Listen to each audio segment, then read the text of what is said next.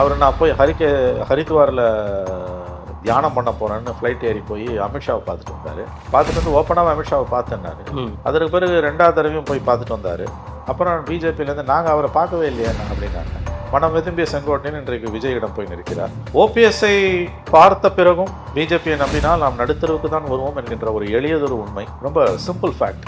இலங்கை பொண்ணுக்கு கண்ணாடி தேவையில்லை, பெரிய கொலம்பஸோட அறிவெல்லாம் தேவையில்லை. அவ்வளோ ஒரு படுத்த அரசியல்வாதி, 60 ஆண்டுகள் அரசியலில் உள்ள செங்கோட்டையனுக்கு அந்த எளிய உண்மை புரியவில்லை. செங்கோட்டையனோடு சேர்ந்து வேறு சிலரும் போக போகிறார்கள் என்கிறார்கள்.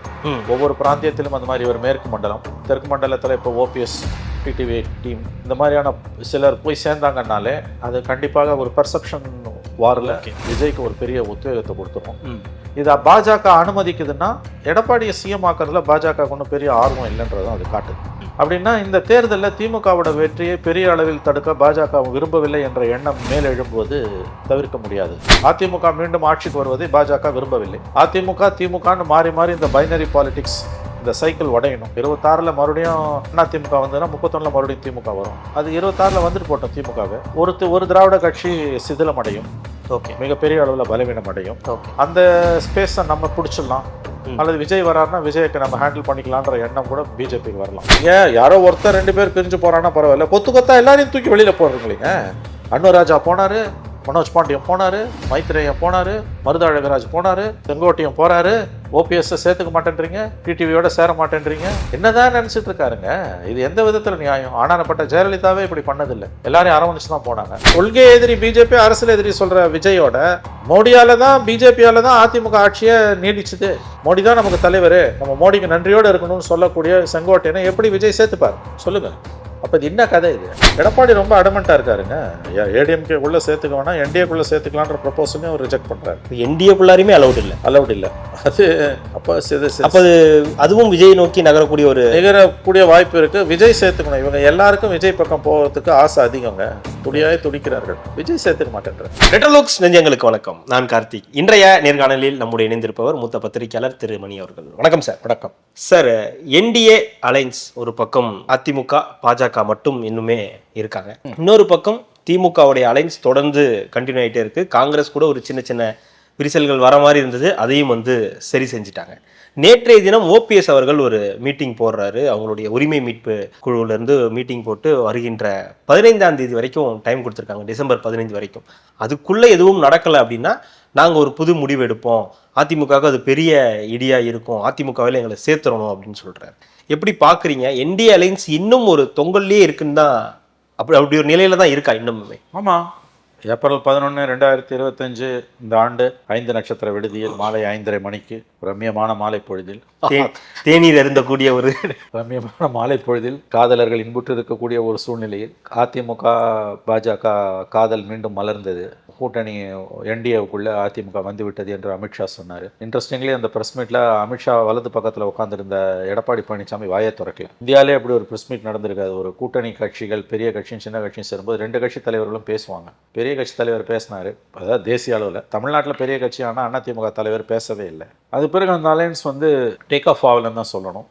ஏன்னா 7 மாதம் முடிஞ்சிடுச்சு, 8வது மாதத்தில் இருக்கும். புதியதாக கட்சிகள் வரும்னு எதிர்பார்த்தாங்க, ஒரு கட்சி கூட வரல. அடுத்ததாக அந்த கூட்டணியில் இணைய வாய்ப்புள்ளதாக கருதப்பட்ட பாட்டாளி மக்கள் கட்சி வெட்டுக்கூத்தில் நிற்குது. அப்பா புள்ள சண்டை. ஏற்கனவே உனக்கு எனக்கும் வாய்க்கா தகராறு, இப்போ பொண்ணு தகராறுன்ற மாதிரி தகராறு வேறையா?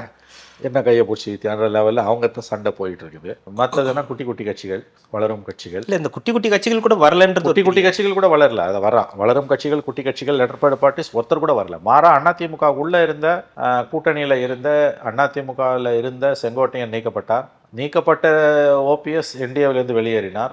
என்டிஏவுக்குள்ளேயும் வெளியே இருக்கதாக சொல்லிக்கொண்டு ஆனால் பாஜகவை ஆதரித்த டிடிவி தினகரன் இன்னைக்கு எடப்பாடிக்கு எதிராக போர் பொருள் தூக்கிவிட்டார். இப்போ செங்கோட்டையன் நாளை மறுநாள் அநேகமாக விஜயுடன் சேருவது உறுதியாகிவிட்டது. அப்போ இந்த அலையன்ஸ் ஜெல்லே ஆகல, கம்ப்ளீட் கொலாப்ஸ். கடந்த மக்களவைத் தேர்தலில் 20% ஓட்டு தான் அவங்க வாங்கியிருந்தாங்க. ஸோ இதை எப்படி நம்ம புரிஞ்சுக்கணும் அப்படின்னா, இப்படி ஒரு வித்தியாசமான கூட்டணி கடந்த காலங்கள் அமைஞ்சதே இல்லை. இவ்வளோ அவசரப்பட்ட அமித்ஷா எதற்காக எடப்பாடியை பாஜக வற்புறுத்தி அவரை அலையன்ஸ்குள்ளே கூப்பிட்டதுன்னு நமக்கு தெரியல. என்டிஏ இன்னைக்கு வர்ச்சுவலி தமிழ்நாட்டில் ஒரு மூழ்கும் கப்பல். அது தத்தளிச்சுட்டு இருக்க ஒரு கப்பல்.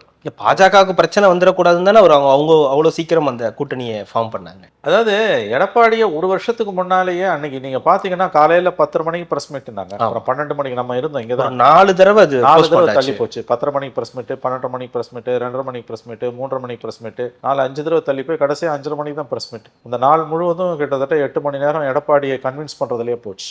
அந்த பிரஸ் கான்ஃபரன்ஸ்ல கேட்கப்பட்ட கேள்வி, பிரிந்து சென்றவர்களை குறிப்பாக ஓபிஎஸ்ஐ மனதில் வைத்து கேட்ட கேள்வி, நீங்கள் ஒன்று சேர்க்க முயற்சிப்பீர்களா என்று கேட்கப்பட்ட பொழுது, எந்த கட்சியின் உள்விவகாரத்திலும் நாங்கள் தலையிட மாட்டோம் என்று ஒரு பேருண்மையை அமித்ஷா சொன்னார்.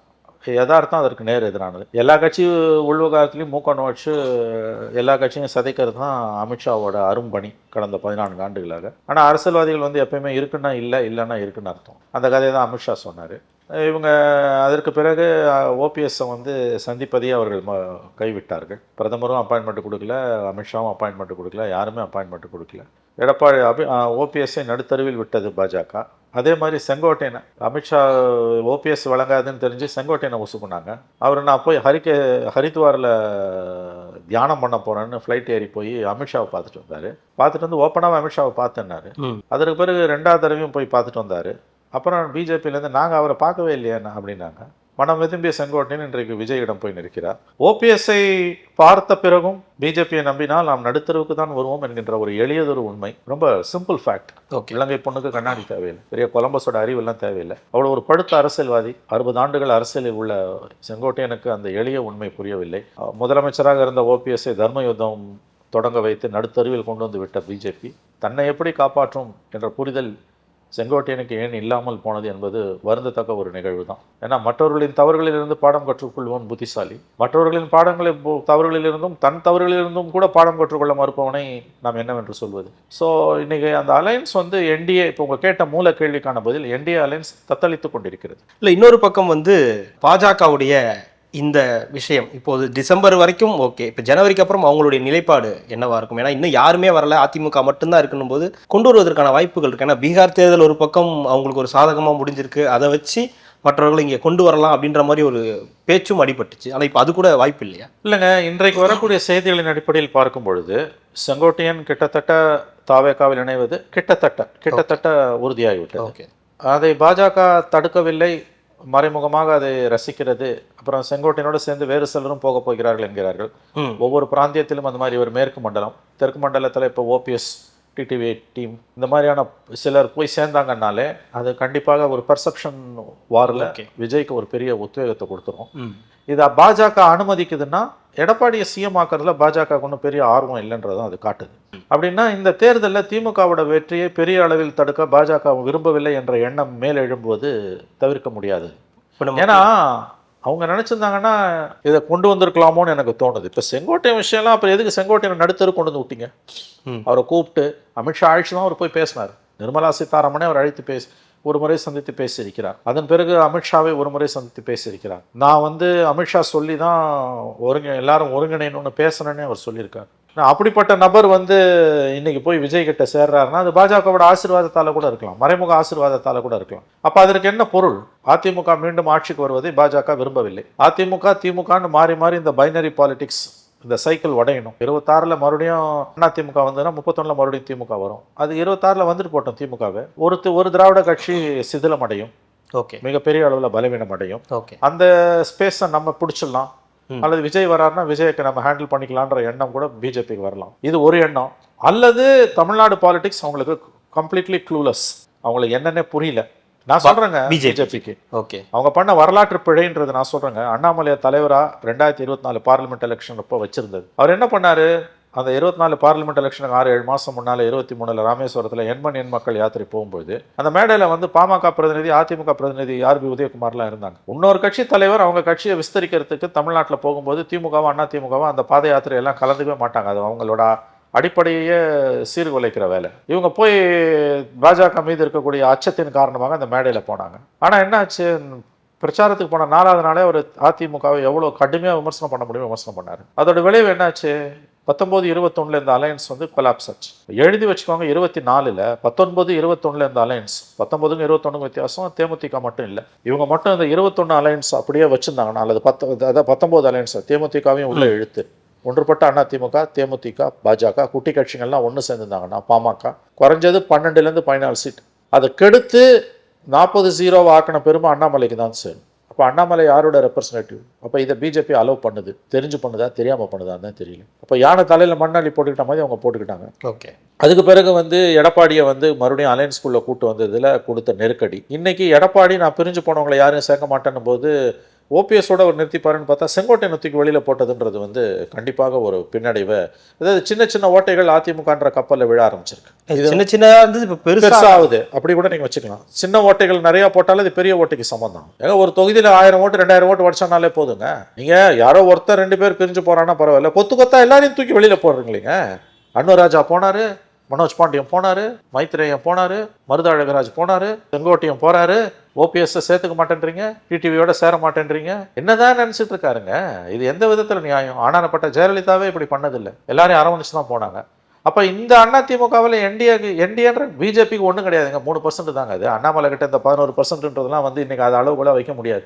அசம்பிளி எலெக்ஷனில் அவங்க எவ்வளோ தூரம் வருவாங்கலாம், அது பார்லிமெண்ட்டுக்கு வந்த ஓட்டு. என்னை பொறுத்த வரைக்கும் அவங்களுக்கு அந்த 11 அளவு கூட எடுக்க முடியாது. ஓகே, 4% 5% வச்சுக்கலாம். நீங்கள் அந்த 5% வச்சுட்டு இவங்ககிட்ட இருக்க 20% இன்னும் கீழே போவோம். எப்படி நீங்கள் ஜெயிக்க போகிறீங்க? திமுக எதிரான ஓட்டு 3ஆக உடையும் போது it's going to be cakewalk டிஎம்கேக்கு. 89ல் நான் மறுபடியும் சொல்கிறேன், விஜய் பக்கம் செங்கோட்டையன் போவது உறுதியாக இன்னும் அதிமுக பிரமுகர்கள் பலரும் போய் சேர்ந்து விஜய் ஒரு வலுவான கட்சி அமைப்பை உருவாக்குகிறார்னா, ஒரு பக்கம் விஜய் கட்சி, இன்னொரு பக்கம் அதிமுக பாஜக, இன்னொரு பக்கம் சீமானு. 89ல் திமுக எப்படி ஸ்வீப் பண்ணிட்டு வந்ததோ அந்த மாதிரி இந்தியா கூட்டணி திமுக கூட்டணி ஜெயிக்கும். Simple maths. அவங்களுக்கு எதிரான ஓட்டு 3ஆக உடையுது. திமுக ஓட்டு ஓரளவு விஜய் பக்கம் போனாலும் மைனாரிட்டிஸ்லாம் திமுக பக்கம் தான் இருப்பாங்க. அவங்களோட பெரும் பயம் பிஜேபி. நான் இன்னொன்று கேட்குறேன், என்னோட கொள்கை எதிரி பிஜேபி, என்னோட அரசியல் எதிரி திமுகன்னு சொல்ற விஜயோட பிஜேபியால தான் அண்ணா திமுக ஆட்சி காப்பாற்றப்பட்டது அப்படின்னு சொல்லக்கூடிய பிஜேபியை புகழ்ந்து பேச கொண்டிருக்கூடிய செங்கோட்டையனை எப்படி விஜய் சேர்த்துக்கிறாரு? இது என்ன அரசியல்? இது யாருக்கும் விவசாய கிடையாது. இல்லை, கொள்கை எதிரி பிஜேபி, அரசியல் எதிரி திமுக. மோடி தான் பிஜேபியை அண்ணா திமுகவை காப்பாற்றினாருன்னு இன்ன வரைக்கும் சொல்றாரு செங்கோட்டையன். அமித்ஷாவை போய் 2 தடவை பார்த்துட்டு வர்றாரு. நிர்மலா சீதாராமனை பார்க்குறாரு. நம்ம என்னைக்கும் மோடிக்கு நன்றியோடு இருக்கணும்ன்றாரு. சாணக்கியா, நம்முடைய பாண்டியோட சாணக்கியா ஃபங்க்ஷன்ல பேசும்போது அதான் அவர் சொன்னாரு. என்னது இது? இந்த அரசியல் இப்போ அந்த மாதிரி ஒரு கொள்கைன்றது இப்போ எதுவுமே யாருக்கும் கிடையாது. விஜய்க்கும் கிடையாது. செங்கோட்டையன் நேற்று வரைக்கும் கொள்கை எதிரி பிஜேபி, அரசியல் எதிரி சொல்ற விஜயோட மோடியால தான் பிஜேபியால தான் அதிமுக ஆட்சியை நீடிச்சுது. மோடி தான் நமக்கு தலைவர், நம்ம மோடிக்கு நன்றியோடு இருக்கணும்னு சொல்லக்கூடிய செங்கோட்டையனை எப்படி விஜய் சேர்த்துப்பார் சொல்லுங்க? அப்ப இது என்ன கதை? இது திமுக எப்படி மைத்ரேயன் போய் சேர்றாரோ அந்த மாதிரி இல்ல. மைத்ரேயன் தனி நபருங்க. அவர் மைத்ரேயன் மைத்ரேயன் திமுக மைத்ரேயனை எங்களுக்கு பிராமின் ரெப்ரசன்டேஷன் வேணும்னு சேர்த்துக்கிறாங்க. இது கடந்த காலங்களையும் அவங்க சேர்ந்துருக்காங்க. 71ல் ஒரு மேயரா ஒரு ஐ திங்க் காமாட்சின்னு ஒரு லேடி ஹிந்துவில் எழுதியிருந்தாங்க. அவங்க 71, எனக்கே பார்த்து தான் தெரியும், 55 வருஷத்துக்கு மேலே அவங்க அதை செஞ்சுருக்காங்க.